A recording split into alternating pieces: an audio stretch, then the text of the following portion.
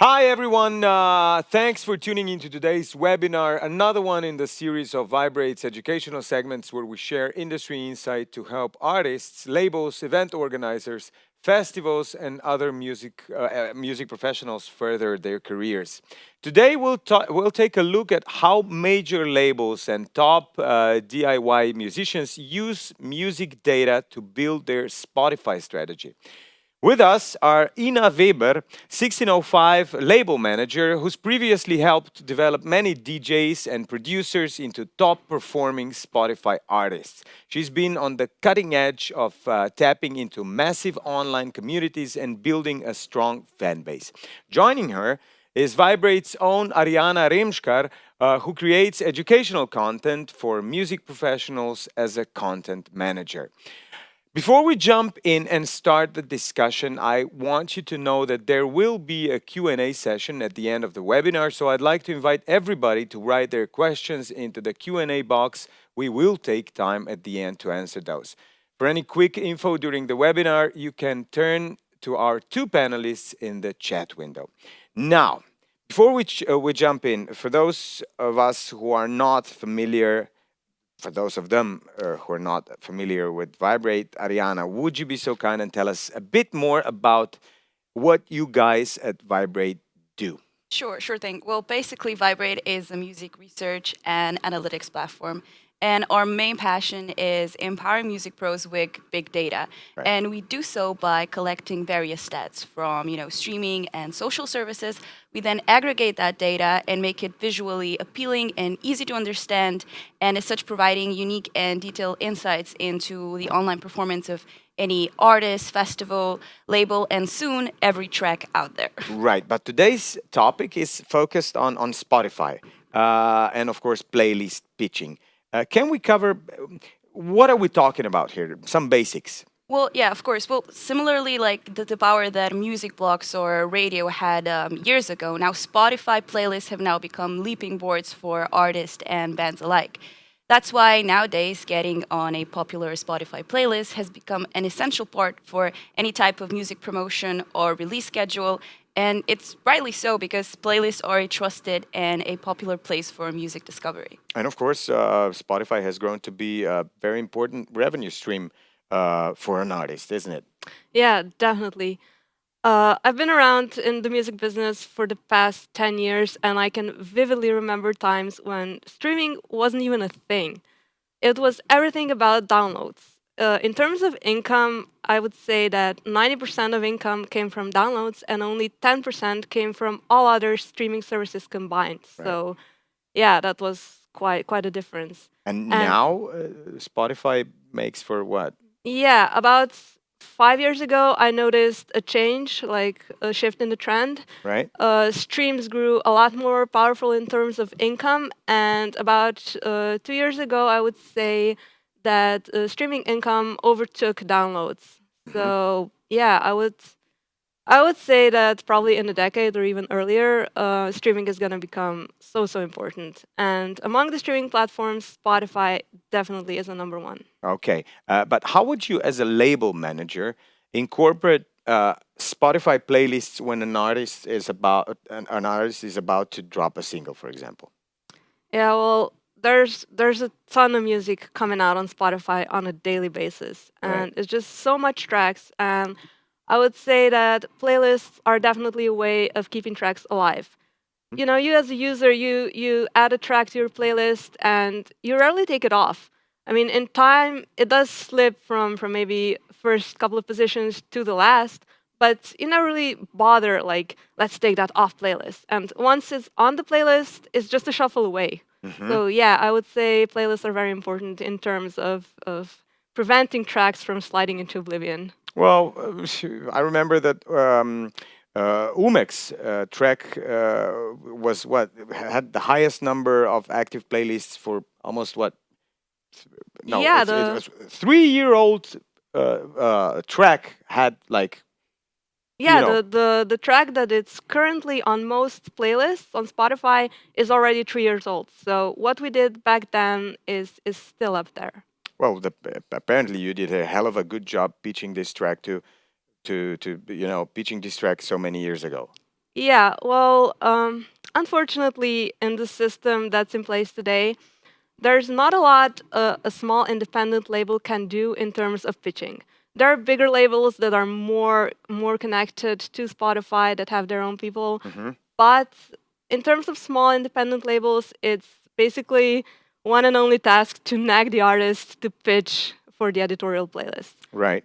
And of course, there is good advice for the artists. I mean, you should listen to your labels. Sometimes they might have an insight that you don't, right? Yeah, definitely. And another good pointer that I could give them is that maybe they can try and sync their releases on different labels so that every single track can get pitched because you can only pitch one track at a time, and until the track gets released, you cannot pitch another one. So Right.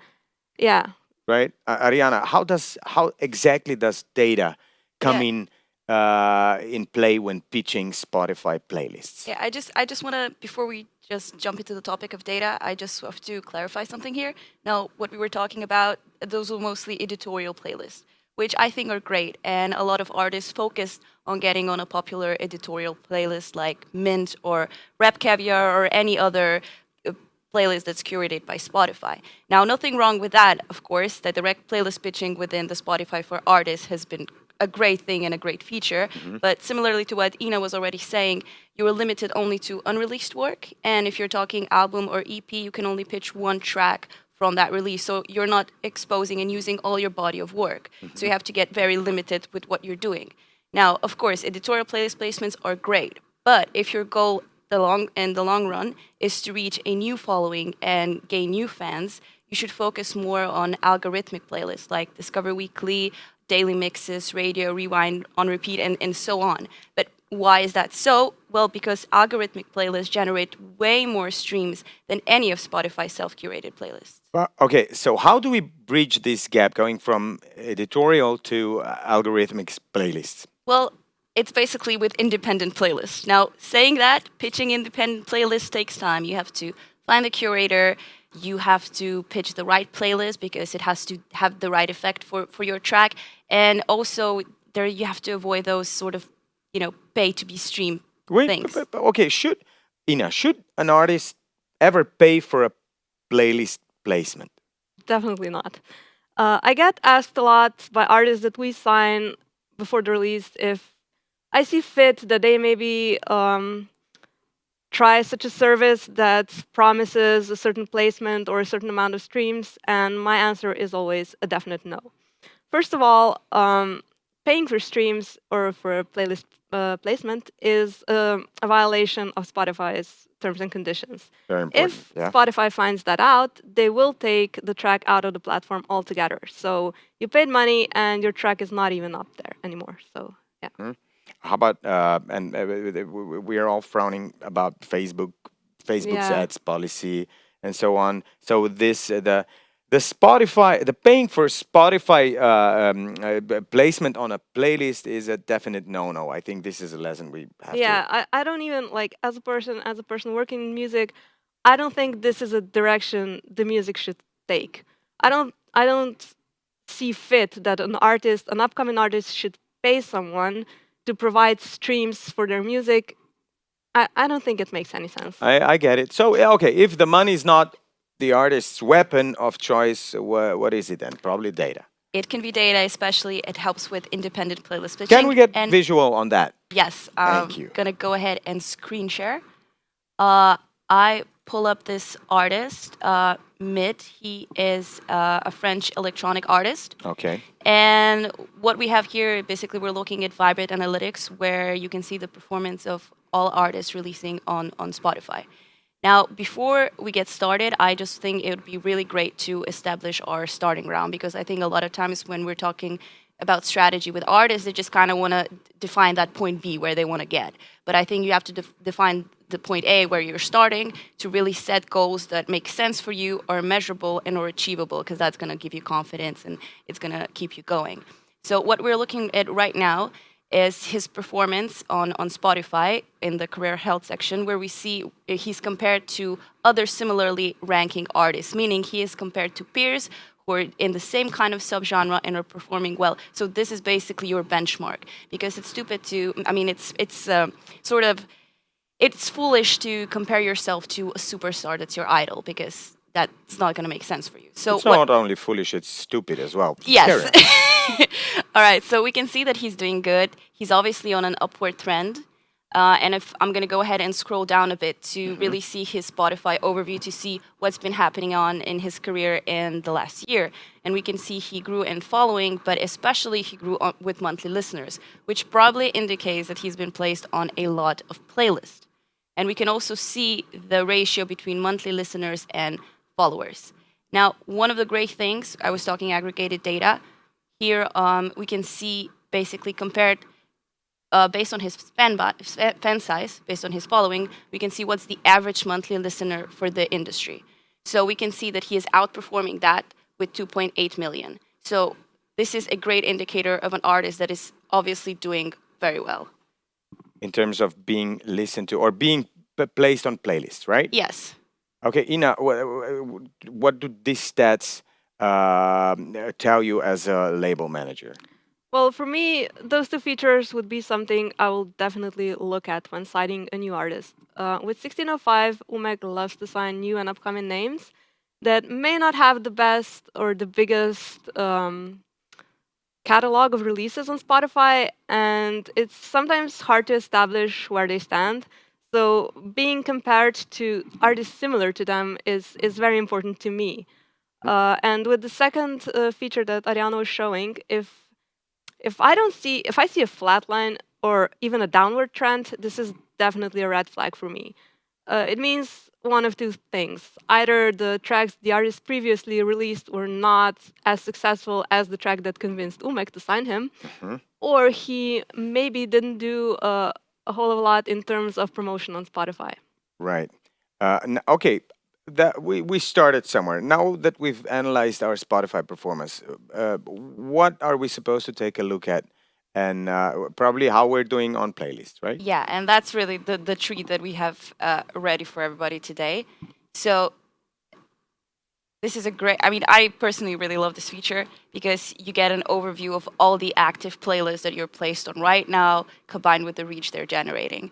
So you can see whether more playlists generate more reach or not, and you can see the amount of tracks that are being placed on playlists. This includes collab and remixes as well. And especially this graph right here is a good indicator if you're doing any sort of playlist pitching. We can see here that not necessarily more active playlists didn't generate a higher reach. So you can know, we can see a spike here in May. So whatever playlist he was pitching or being placed then worked for him. And even though he got more, he was placed on more playlists, the reach sort of dropped. So this is a great way to sort of analyze what you're doing, whether the playlist that you were placed on worked for you or didn't, and sort of like, you know, keep notes on that and then double down on what works for you and try to basically replicate whatever you were doing that was working. This is another great track on playlist. It's a really great feature, I think, especially when you're doing new releases. And we see a very big spike here at the end of April, which is exactly when Mid released his EP. So meaning that as soon as he dropped new music, it was instantly, you know, added to new playlists. It was loved by fans, by curators. Maybe he was very good at pitching. So this is a really good sort of like, you can check whether your release was successful or not. Yeah, in terms of a label, this is definitely something I would look at for his previous releases, because it kind of indicates that, okay, apparently his previous releases got noticed. He must have done something right. Apparently he's trying, he's promoting. So that's definitely a great indicator. Ariana, you mentioned subgenre. How important is the artist's vision of himself as a you know, as belonging to a certain subgenre and being surprised by being on playlists that are not taking care of that genre? Well, I mean, subgenres are the main thing that you have to know what your, let's say, musical identity is, because you're going to pitch editorial playlists with the right tags with it.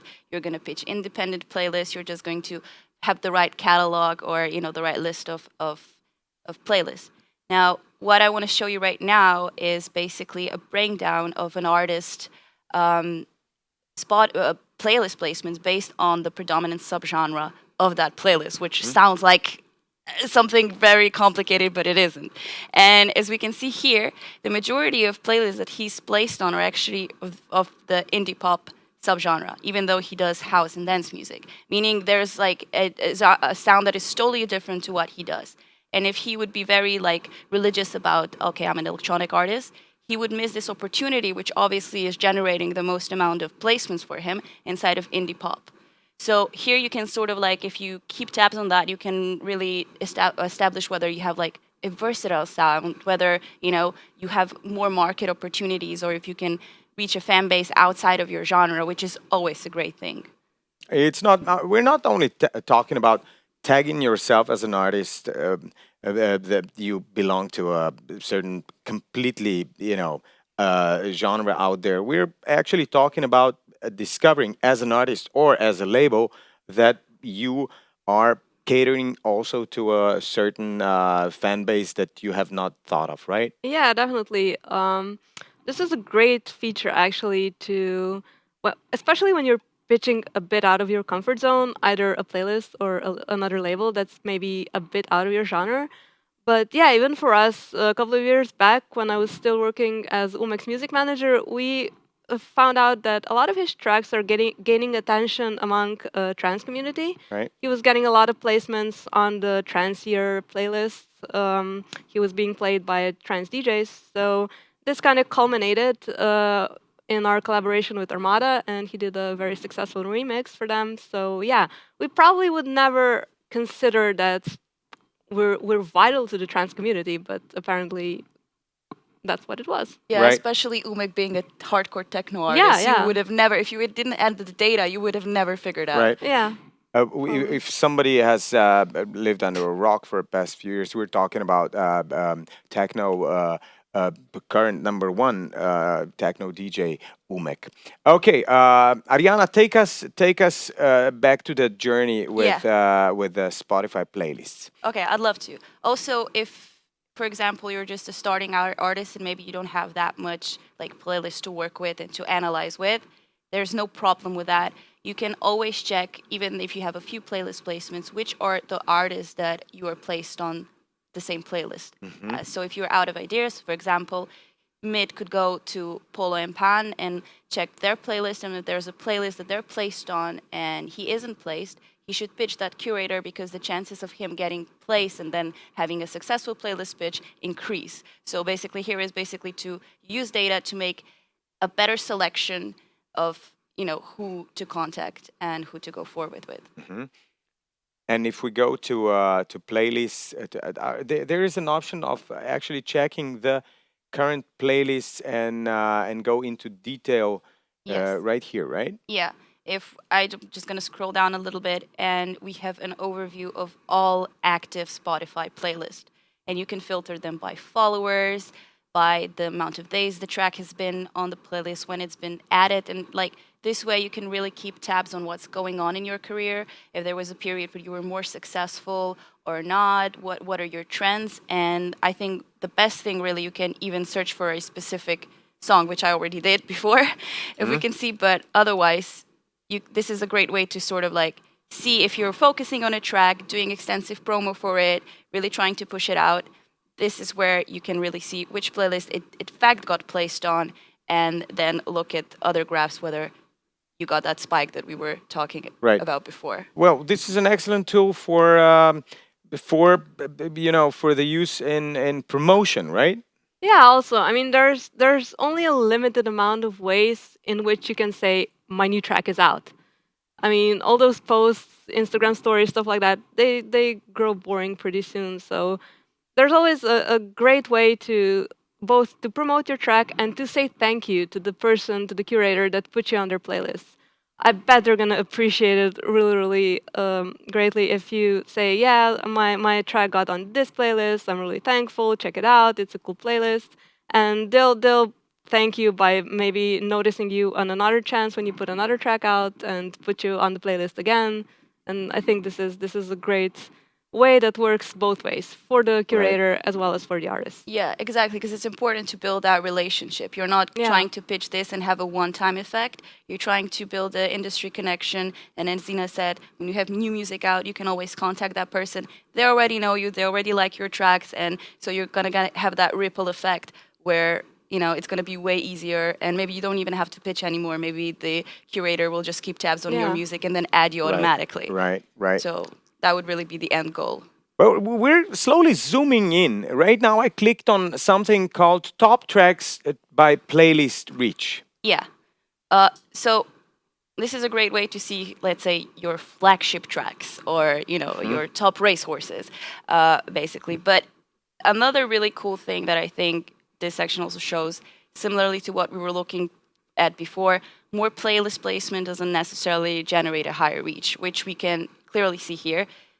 Straight to the Morning is placed on 23 notable playlists, and it has over 1 million reach, while The Sun is placed on 59 playlists and reaches the same reach. So you can see that it doesn't really, you really have to pick the right playlists that work for you in terms of means that your placement is going to be higher on the playlist. Your track is going to get streamed. It's not going to get skipped. So you really have to be mindful of that. And data can really help you do that selection. So Right. Any hints for artists that you dealt with or are dealing with 1605 Yeah, well, being in electronic music? yeah, definitely. This one applies mostly to the electronic music, but one thing the artist can always do to improve their Spotify performance is to cut the track properly. This used to be called a radio edit. It's not, Back in the this, days, yeah, the term is not as relevant today as it used to be. But it's very important that the track is suitable for streaming. Especially electronic tracks that have an intro and an outro that don't sit as well on the playlist. In those cases, it's really, really beneficial if the artist makes another edit that a label can upload to Spotify. And I can attest that it will perform much, much better than the original version. I mean, I know that artists are sometimes like saying that, especially techno or tracks like that, are not suitable for cutting, but there are always ways to make them at least as good as possible for the playlist placements. So yeah, some labels will ask that specifically, but if not, any artist that wants to improve their performance can do that for them. Right. Yeah. You were we were discussing this before, but you were mentioning that Spotify is, of course, bringing in new features that would be able to or will be able to take some of the burden off artists and put it on labels, right? Uh, Hopefully, I understood. A label does not have a lot of options when it comes to Spotify right now, except neg the artist, right? yeah. I mean, there's with the current system in place, there's really, really not a lot a label alone can do.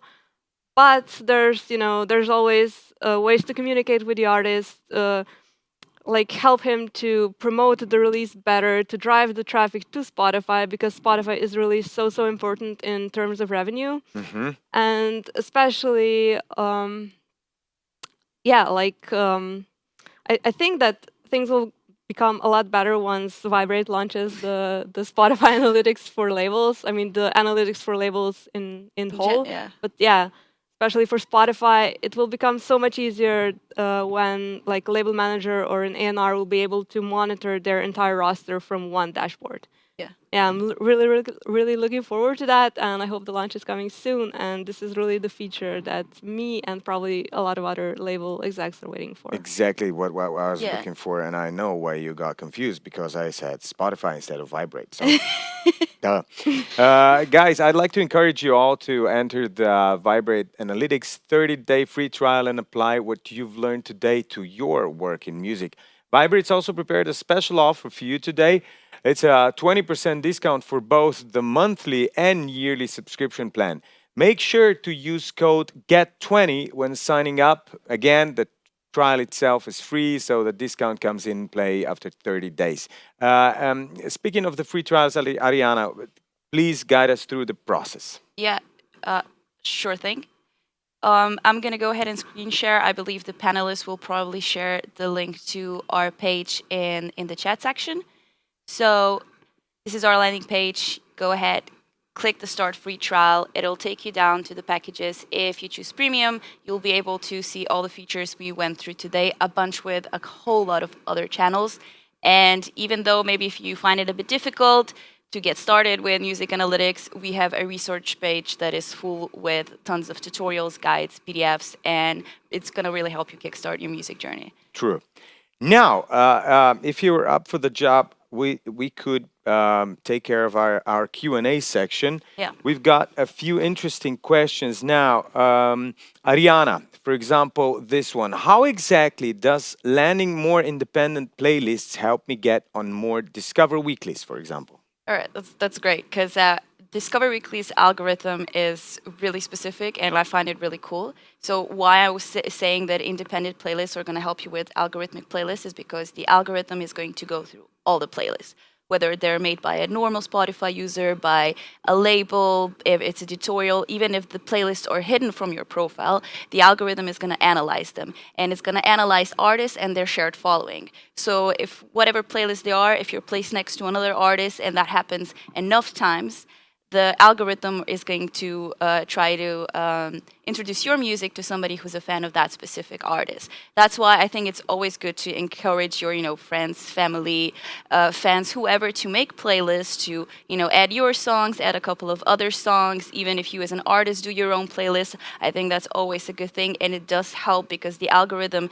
sees that your playlist is getting added, that it's getting a good reception, and it kind of predicts that, okay, if a lot of people are liking that song, if I show it to another user, they're going to like it as well. And I know I'm being a bit long here, but another thing that I really have to stress out, because we were talking about our artist or label perspective, but Spotify's main goal is to get and keep users on the platform listening to Spotify. So if your track is getting hearted, is getting added to playlists, that's just going to signal Spotify and the algorithm that your track is doing what they want. So perfect combo. yeah. Now, Ina, here's a question I think for you. Yeah, I have music on a lot of different streaming services. Is it better to focus more on Spotify and promote most of my music there? We've touched this subject, right? Well, I think yes, because in terms of revenue, Spotify is the number one player at the moment. When with the label for the downloads, we focused on one outlet, the one that was bringing the most income. And with the streaming, we're not at that point yet, but Spotify is way, way ahead of the competition, ahead of other platforms, ahead of video streaming, ahead of everything. So yeah, I encourage artists to focus primarily on Spotify, but also not to neglect any other channel that they feel where they're doing a good job. If they get a lot of traffic on YouTube or on Deezer or wherever, they should, of course, promote that as well. But Spotify is and probably will be the number one player. Ariana, how can small independent artists best grow their brand and fan base on social media platforms in the ongoing pandemic? I mean, that's a good question. I guess we all went digital for the past 2 years. I would say the main thing is definitely to be consistent in whatever you're posting. So it's not just, you have a week when you're posting 12 stories a day, and then you have 2 weeks when, you lock yourself in a studio and don't do anything. I think you do have to be consistent with it. And whether or not you want it to feel natural, still having some sort of a plan in place is good. And when I say plan, I just mean content ideas that if you don't feel like an inspiration, you have like a content segment that you can fall back on. In terms of platforms, I think the most popular and the most sort of like engaging right now would definitely be Instagram and TikTok. And then it really depends on choosing, I think, the platform, the medium that suits best for you. If you like taking, cool pictures, Instagram is your place. If you're doing like cool photoshops or a lot of challenges. I know artists went so creative, and they're always creative, but there's been a lot of fun things that you were able to watch recently. Or if you like doing videos and challenges, TikTok is good for you. If you just want to rant, of course, go to Twitter. That's also can be a good thing. But I feel like find something that works for you, and I wouldn't try to force it in order, like, if you don't like doing TikTok, don't do TikTok. I mean, but it would be sense if you would try to, because it is sort of like doing a lot of things for music right now. But again, stay in your comfort zone, but still try to do things that are popular right now. If there's a lot of people there, and if your fan base is young, you're gonna find it on TikTok. If your fan base isn't that young, then you're gonna probably find it somewhere else. And let's start with doing your homework and compare to your favorite artists in terms of your peers in the music on Viberate, of course. Yes. Okay, in terms of running a label, do you go through playlist data with your artists weekly, or how do you approach it, Ina? Well, I don't do it with the artists, but I still do it. Hmm. Yeah, well, it depends. I do check, of course, on Vibrate all the time to see how the tracks are doing, but it's different with each artist. Some of them are very, very committed and proud, and when they get featured, they get obviously an email and they forward it to me. They're like showing off a bit, which is great. And some do that, and the others then again don't. And if I see that the track is not doing particularly well in terms of playlists, I might give them a bit of a nudge. Did you promote Spotify at all? Did you consider like pitching independence, of course for free? Did you do that or this or that? So yeah, I would give them a push if a push is necessary. Hmm. Okay, interesting question. Is collaborating with artists that get regular playlist placement a good way to get introduced to those playlists, Mariana? I mean, yes, I would say that that is a good tactic. But of course, that artist, you still have to, not do it just because of course, that's a good angle to have if that goes along with me and this artist can make a really cool track together. It has to be both. Because even if you're going to make a bad track together, if it's going to be for all the wrong reasons, if the vibe is not going to be compatible, then it's not going to work. But in general, that kind of idea and mindset is definitely good and could definitely lead to more placements. Right, right. And do you guys cover social media analytics? We do. We have extensive social media analytics, yeah. completely dedicated to social media. The same as we saw with Spotify today, we have the same thing for your social media channels, so you can really keep track of how your post is performing, what kind of content works best for you, etc. So there's a lot on Vibrate. Right. Okay. Now, Ina, another question for you: is starting a label today harder than it was when you guys started at 1605, for example? I'd actually say it's a lot easier, in my opinion, because it used to be, of course, like before the internet. I can't even imagine. I wouldn't go there. But after that, it was so hard to get in contact with the right people that you need, like the right distributor, how to get to DSPs. Everything was so remote. You just couldn't like. Where was LinkedIn? Where was stuff like that? Right now, I feel that every contact is just a step away. It's just you have to make the effort to connect the right people and to get your opportunities to deliver music, stuff like that.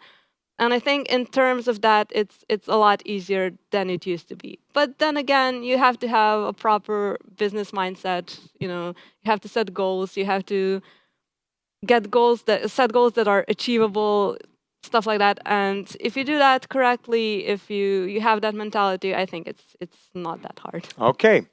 Ariana, do you have any advice on what the popularity score of a track should be in order to get into algorithmic playlists? I mean, I would always say because it depends on each artist. So I think you have to work with the track that you already see as getting the best reception. So the score is going to be different for, whether you're an electronic artist, a rock artist, a metal. It really depends. But I would say just if a track is already doing well, I would say push that track, try to give it that longevity, and also then focus on maybe some tracks that are not performing and see whether or not you can boost their numbers. But I would say try to really push your full catalog. I would never really be like focused on one track. But if we're talking editorial playlist placements, I would say always like show, talk to your label, be like, which track do you think is the one? Or ask your friends, play it to your family, and be like, which track do you feel like is the staple track? It's similar, like, is which track is the single, right? And there was a really good example with Ed Sheeran when he released his new album, right? Right. And beforehand, the single was supposed to be another song. I forgot which one, but it was more like mellow and like sad Ed Sheeran vibes. We know what Ed gives us. But then because of the hard times, he said like, I don't want to come out after such a long time with this kind of song. And then he switched it to a more upbeat, happy song because he said, I want people just to feel good and dance a little. So also I think, also play with the situation, what do people need at this moment, and then try to do that. Okay. Ina, hi from your friend Andrea Martini. Hi, Andrea. Hi, Andrea. It's Andrea, actually. Andrea? Yeah. Okay. Here's a question. How long should we make the edits for Spotify? There's really not a definite answer to that. It depends so much on the track. If the intro doesn't have any silent seconds in it and the outro doesn't as well, and everything kind of makes sense and you can see it in the playlist, then the length is good. Okay. Okay, I think we'll take the final question. Or not. Let's see what we've got here. Ariana, how important is social media to your Spotify career? Ye- What I think this guy I wants. understand what the question, where the question is targeted, and it's very important because of the cross promotional features, especially Instagram and Spotify. You can share your Spotify track directly in Instagram stories. You can share it on Snapchat and on other platforms. Right. But it's a really great thing because put your Spotify link in your Instagram bio. That way, Spotify will notice that you're driving in users from across the web to Spotify, which plus points in the algorithm scorebook. And so, yeah, I think you should definitely, promote your Spotify track or your playlist placement. As Ina was saying, if you get you get a playlist placement from independent curator, take a screenshot, find their Instagram because probably you DM them for the placement as is. Tag them, be like, hey, thanks for the placement, super dope playlist. And I mean, that's really how you do it. It might sound like, oh, this is so like complicated, I have to do it. But it's really just, interaction. It's like fan interaction or just industry interaction. Right. It should be pleasant, fun, and we're all here to support each other and hopefully, spread good music around the world. So Wonderful closing words, guys. If we have some conclusion to what we've learned today, before planning your Spotify strategy, now know your current Spotify performance and, of course, set up goals. This way, you'll be able to know when something works and be able to replicate a winning formula. Do not focus solely on editorial playlists. Pitch independent playlists and increase your chances of being picked up by Spotify's algorithmic playlists. Um, Guys, this brings us to the end of our webinar. I'd like to invite you all again to give Viberate Analytics a go in a free trial. I believe our panelists will, of course, share the sign up link in the chat. Ina, Ariana, this was a very upbeat and wonderful discussion. I'm sure the guys over there enjoyed it. Thank you all again for tuning in, and see you soon. And of course, and a happy new year. Take care, guys. Bye. bye. Bye.